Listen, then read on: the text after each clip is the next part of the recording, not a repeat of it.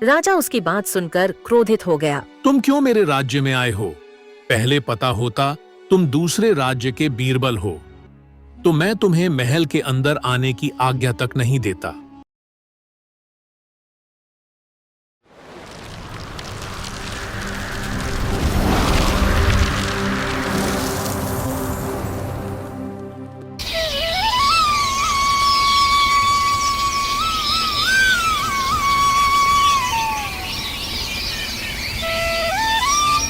ये कहानी है एक छोटे से राज्य की। इस राज्य में रामदेव नाम का राजा राज्य करता था। वह राज्य छोटा मोटा राज्य था।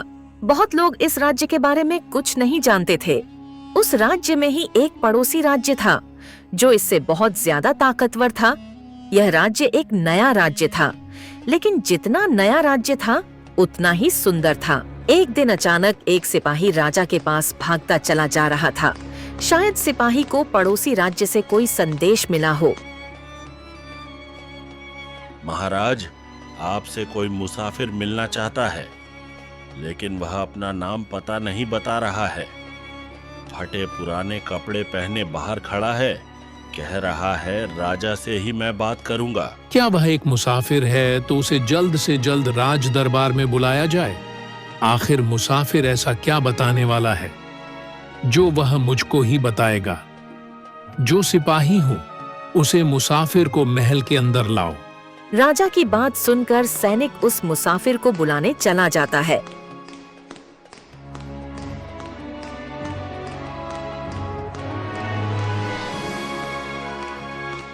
सैनिक ने उस मुसाफिर को राज दरबार के अंदर दाखिल कर दिया। वह मुसाफिर राजा के पास आया और छुपकर पहले राजा से प्रेरणा ली। मैं पड़ोसी देश का बीरबल हूँ। महाराज, मैं अपने राज्य के बारे में आपसे थोड़ी बातचीत करने आया हूँ। महाराज, मैं आपकी आज्ञा चाहता हूँ तो आगे मैं कुछ बोलूं। राजा उसकी बात सुनकर क्रोधित हो गया। तुम क्यों मेरे राज्य में आए हो? पहले पता होता तुम दूसरे राज्य के बीरबल हो तो मैं तुम्हें महल के अंदर आने की आज्ञा तक नहीं देता। सिपाहियों से महल से बाहर फेंक दो। राजा ने मुझे चेतावनी देने के लिए भेजा है। हमारे महाराज आपसी जंग करना चाहते हैं। मेरे प्रश्नों का उत्तर दो और हमसे जंग करने की विनती स्वीकार करें। वैसे तो आपके सभी वजीर बहुत ही वफादार और समझदार हैं, लेकिन आपका सबसे समझदार बिल्कुल कहाँ है? वह इस महल में दिखाई नहीं दे रहा है। वह बीरबल कहाँ गया? कहाँ भेज दिया आपने? पड़ोसी राज्य के बीरबल से अपनी तारीफ सुनकर एक वजीर मन ही मन में बहुत ज्यादा खुश हो रहा था, जैसे मनु सबसे ज्यादा तारीफ उस वजीर की ही हो रही हो। एक एक करके सारे वजीर महल में बैठे हुए थे, लेकिन बीरबल का कोई अता पता नहीं था। बीरबल इस टाइम महल में नहीं था। बीरबल की कुर्सी खाली पड़ी थी। वह अपने घर गया हुआ था। सिपाहियों, मेरी बात ध्यान से सुनो। मेरा बहुत ज्यादा अपमान हो रहा है। इससे ज्यादा अपमान मैं नहीं सह सकता। तुरंत बीरबल को राज दरबार में बुलाया जाए।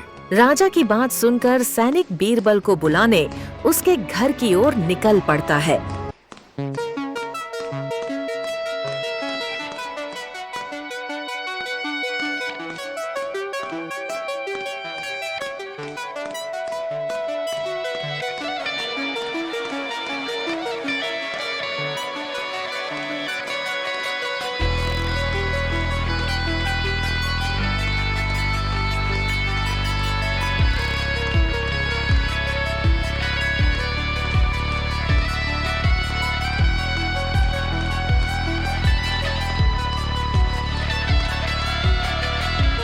बीरबल के घर पहुंचने के बाद सैनिक ने बीरबल से कहा, राजा के ऊपर बहुत बड़ी मुसीबत आन पड़ी है।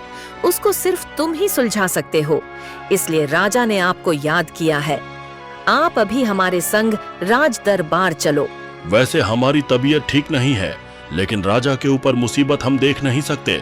उनकी आज्ञा का पालन करते हुए हम राज दरबार जरूर चलेंगे। इसके बाद बीरबल और सैनिक राज दरबार की ओर निकल पड़े।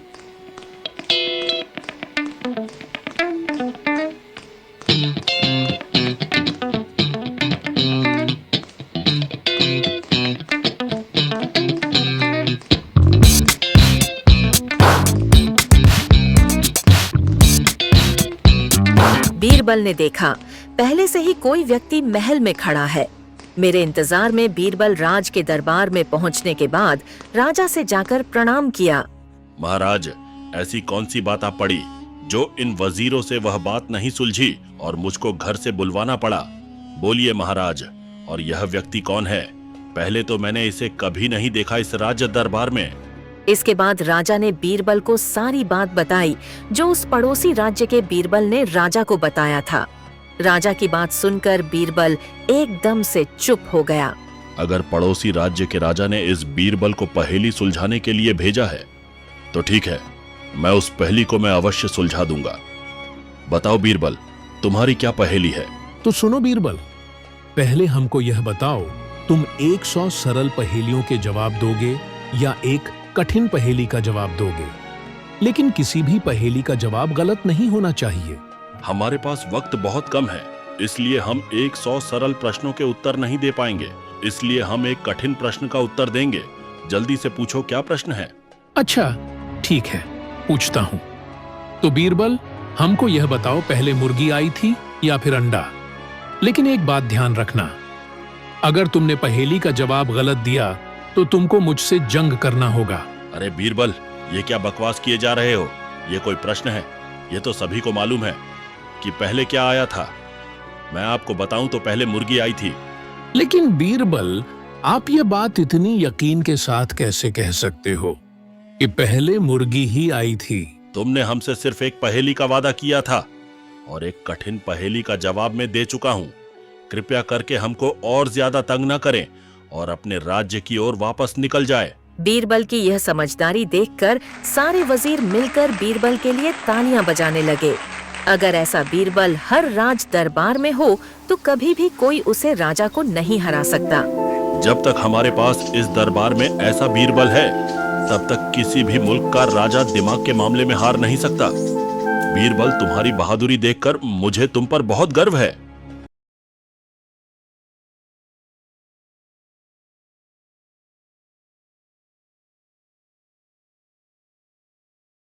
गांव के बीचों बीच एक छोटा सा पानी पुरी वाला ठेला था। ठेले के पीछे एक बूढ़ी, हमेशा हंसती हुई औरत रामू की माँ खड़ी रहती थी। रामू गांव का सबसे चुलबुला लड़का हर सुबह सूरज निकलने से पहले अपने ठेले को सजाता और पानी पूरी बनाने की तैयारी में लग जाता। उसका ठेला ज्यादा बड़ा नहीं था, न ही उसमें रंग बिरंगे झंडे थे।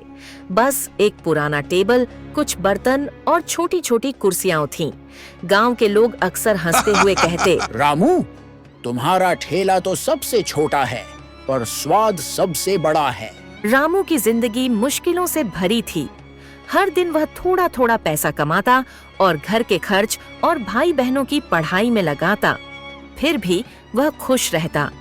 उसका सपना था कि एक दिन वह बड़ा ठेला लगाए और पूरे गांव के बच्चों को खुश कर सके। एक दिन गांव में मेले की तैयारी शुरू हुई।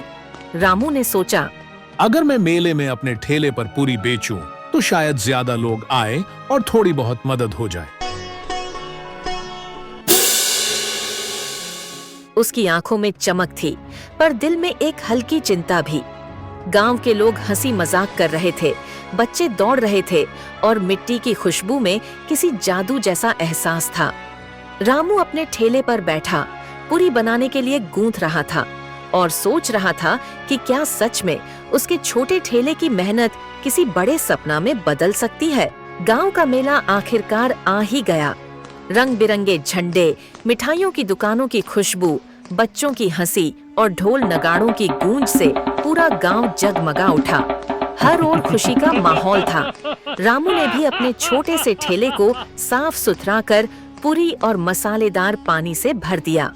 उसकी माँ ने आशीर्वाद देते हुए कहा, रामू बेटा, आज मेहनत और ईमानदारी से काम करना, भगवान जरूर तुम्हारा साथ देंगे। और हाँ, मुझे पता है इस बार तुम एक नया और दूसरा ठेला ले पाओगे।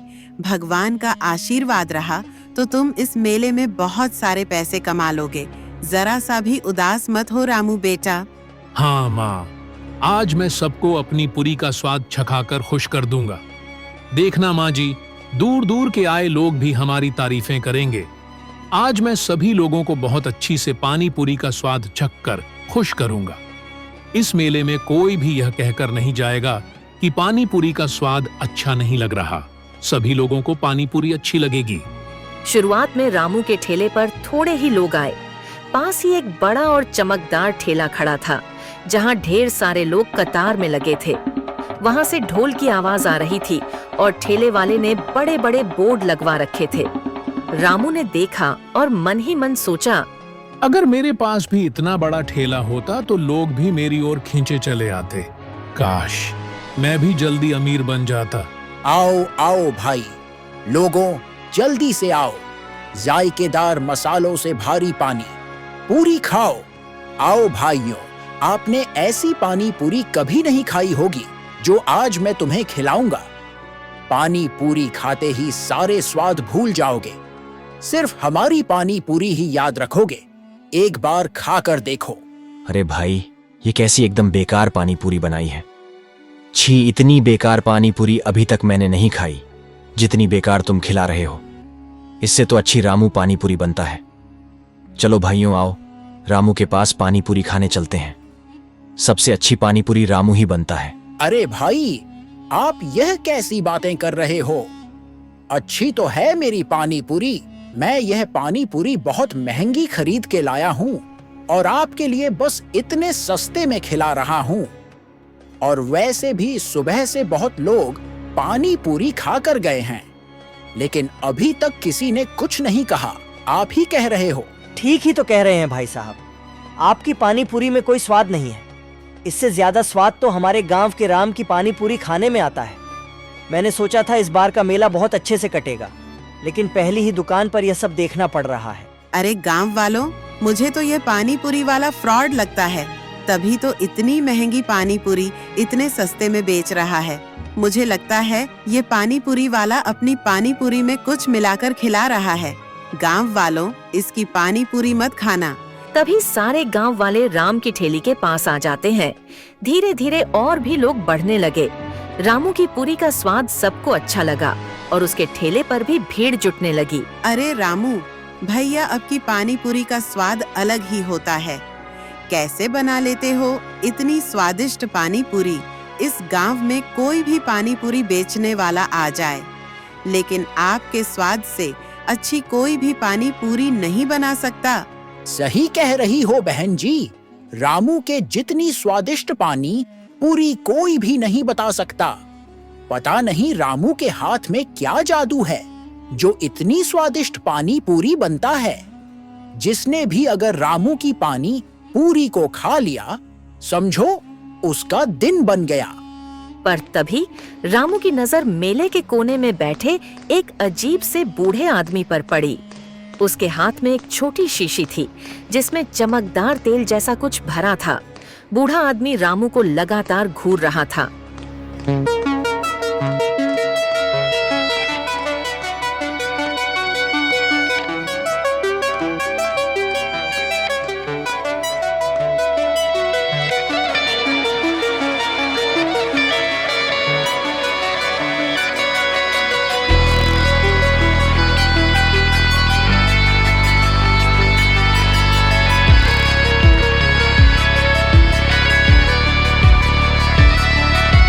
रामू के पास आकर वह बोला, बेटा, अगर तुझे जल्दी अमीर बनना है तो ये जादुई तेल ले ले। इसे पानी पूरी में डाल देगा तो तेरे ठेले पर कभी कमी नहीं होगी। लोग तुझसे खींचे चले आएंगे और तेरा पैसा गिनते गिनते थक जाएगा।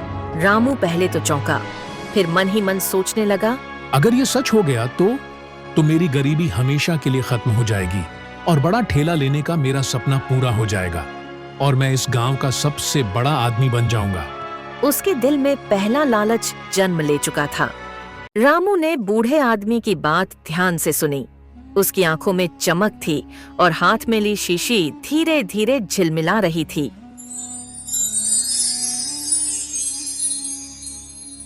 रामू का दिल धड़कने लगा। उसके दिमाग में सिर्फ एक ही विचार घूम रहा था, अधिक पैसा और अमीरी। उसने तुरंत सोचा, बस एक बूंद डाल दूं, कुछ भी हो जाए, मैं गरीब नहीं रहूंगा। मैं इस गांव का सबसे बड़ा आदमी और रईस बनकर दिखाऊंगा। आप देखेगा यह गांव वाले क्या सोचेंगे मेरे लिए। रामू ने धीरे धीरे तेल की एक बूंद अपनी पुरी में डाल दी और बेचने के लिए सामने रखा। शुरुआत में तो कुछ खास बदलाव नहीं दिखे, लेकिन जैसे ही पहला ग्राहक पुरी खरीद कर गया, रामू की आंखों के सामने चमत्कार हुआ। हर पुरी जो बेची गई, उसके साथ 2-3 और पुरी अपने आप बढ़ गईं। अरे, ये सच में काम कर रहा है। मैंने सोचा वह बूढ़ा आदमी मुझे पागल बनाने की कोशिश कर रहा है, लेकिन यह तो सही निकला। यह तेल की एक बूंद डालकर इतना बड़ा चमत्कार हो गया, मैंने सोचा भी नहीं था।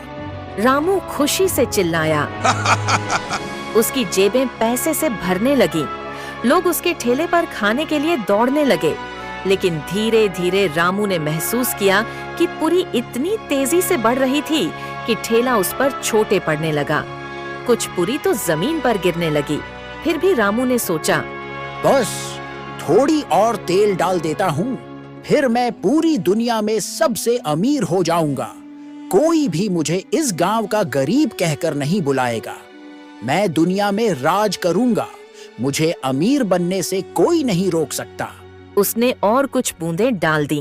तभी अचानक पुरी इतनी तेजी से बढ़ी कि ठेला संतुलन खो बैठा और पलट गया।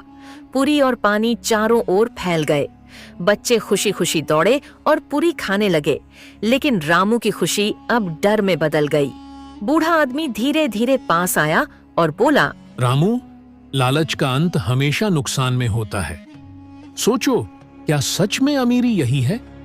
क्या मैं इसी के लिए तुम्हें वह तेल दिया था कि तुम इतनी लालच में आ जाओगे और अपना सब कुछ खो बैठोगे? अब देख लिया ना रामू, तुमने यह लालच का नतीजा। रामू का चेहरा शर्म और डर से लाल हो गया। उसने महसूस किया कि उसका लालच अब उसे मुसीबत में डाल चुका है। रामू ने जैसे ही और तेल डाला, पुरी की संख्या नियंत्रण से बाहर हो गई। छोटी छोटी पुरी अब ढेरों में बदल गईं और ठेला उन्हें संभाल नहीं पा रहा था। धीरे धीरे पुरी जमीन पर गिरने लगी और लोग हैरानी से देखते रह गए। गांव के बच्चे दौड़कर पुरी खाने लगे और कुछ बड़ों ने नाराज होकर कहा, रामू, ये क्या कर दिया तुमने? सब कुछ गड़बड़ हो गया। यह सब अचानक से कैसे हो गया? अभी तो तूने कुछ किया भी नहीं था, लेकिन यह तेरी ठेली अचानक से नीचे कैसे गिर गई? ऐसे कैसे हो सकता है? रामू का चेहरा डर और शर्म से लाल हो गया। उसने जल्दी से पुरी को जमा करने की कोशिश की, पर हर पुरी के साथ 3 और बन रही थीं। अब क्या करूं? ये तो मेरे बस में नहीं है। पता नहीं यह मेरे साथ क्या हो रहा है। कैसे संभालूं? मैं अपने ठेले को, यह तो मेरे बस का नहीं रहा। क्या करूंगा? मैं, मेरी सारी पानी पूरी मिट्टी में मिल गई। रामू धीरे धीरे रोते हुए बोला। तभी वही बूढ़ा साधु पास आया और गंभीर स्वर में बोला, रामू, तुमने लालच में सोचा कि पैसा ही सब कुछ है, लेकिन याद रखो, लालच का अंत हमेशा नुकसान में होता है। क्या तुम्हें अब भी लगता है कि ये तुम्हारी अमीरी है? रामू की आंखों में आंसू थे।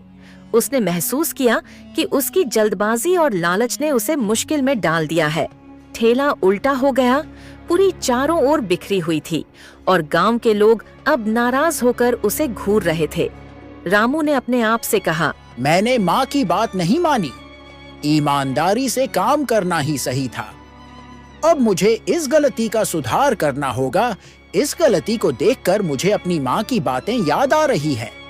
शायद नहीं है, गलती नहीं करता। रामू ने धीरे धीरे पूरी को इकट्ठा करना शुरू किया, लेकिन इस बार उसने दूसरों की मदद भी मांगी। गांव वाले जो पहले नाराज थे, अब उसके प्रयास को देखकर धीरे धीरे मदद करने लगे।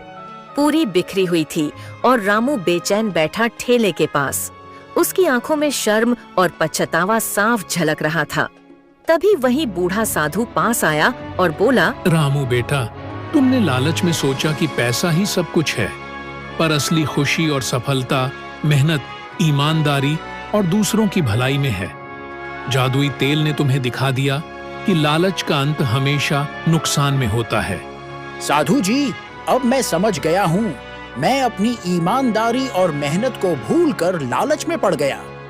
अब मैं ऐसा नहीं करूँगा। बिल्कुल बेटा, याद रखो, जो भी काम तुम ईमानदारी से करोगे, वही तुम्हें सच्चा सम्मान और सुख देगा।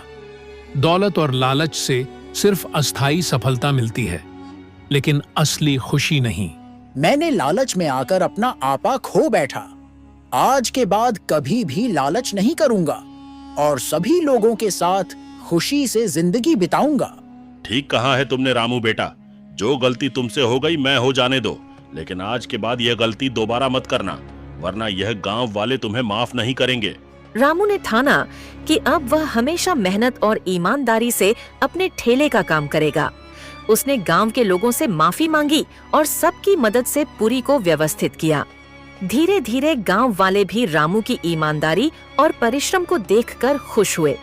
अब लोग उसके ठेले पर सिर्फ पूरी खाने नहीं आते थे, बल्कि उसकी सच्चाई और मेहनत की तारीफ करने भी आते थे। रामू ने सीखा कि सच्ची सफलता लालच से नहीं, मेहनत और ईमानदारी से मिलती है।